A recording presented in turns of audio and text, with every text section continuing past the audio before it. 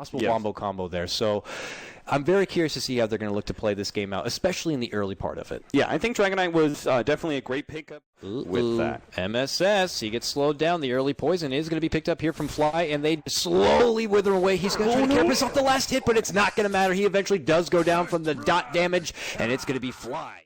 Make sure that you were able to counter-initiate if they went on the Lina, but it looks like he finally decided to go back up to top lane and finally got caught out by the enemy slap. It was about to happen eventually. That cooldown so low. That means leave some of his partners at their own here.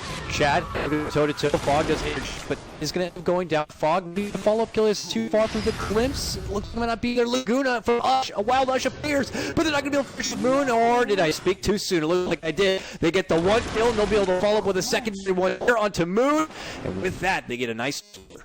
Yeah, big time kills there. It's a true death balling going on here for compLexity. People shouldn't read too much into this, though. I don't believe the meta. I've actually completely frozen up on my screen, so.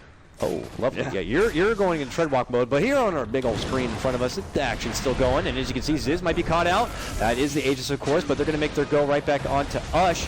Swindle hits it in with the Dragon Tail. Ziz is going to be forced to step back. The call down, though. Big damage. Swindle not going to be able to get away from that. He's going to be going down. This is a big death ward doing some serious damage. MSS moves on in. Meanwhile, you can see Big Sonic Wave to fly on out. Fog's in trouble. Fog goes down. They're going to be losing 2. They're going to lose 3. Ziz with the return. It ends up with a double kill to clear on out. Moon stays alive, so up the Shadow Blade, as he usually does, puts it right to use as he tries to head towards his top lane.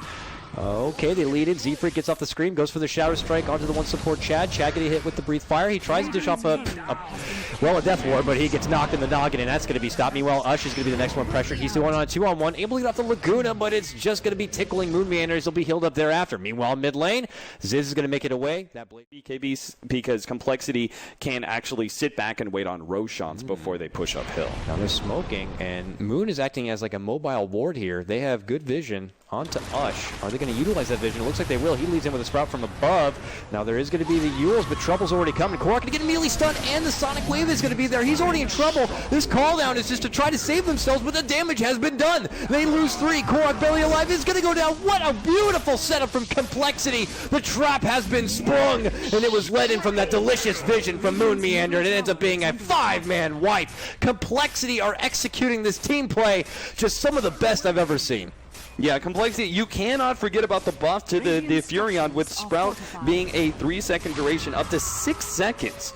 Later on in this game, you got to be able to have some quick way to be able to get out of those trees, and unfortunately, Lina, like, Light Strike Array is there, but it's just not good enough. He immediately did the Yule Scepter, but it just basically baited the Gyrocopter to join the Lina in death, essentially, and that's compLexity getting that pick off, and turns into 2, and then 3, and then they take the amount of pushing power to this whole entire team, and let's not forget the lifesteal change does apply to range heroes now. Yep, thank you, Frog. Thank you so much for that. So he even picked that up as well in the last game he played as Nature's Prophet, and you can see how beneficial it is for him and for his team. But that's it, Cap. Game 2 is done. They've thrown in the towel. They know that at this point they're just way too far ahead, and they will not have an answer, and it's compLexity who claim a very swift game number 2. When you compare it to game number 1, that felt like 3 seconds long. Yeah, that was pretty insane. I mean, that was utter dominance from compLexity. I'm not sure if North American rejects are maybe just tilting a little bit to the poor conditions and the loss of the game 1, or it's been a very long day for them, so I'm sure stamina is going to be an issue here, but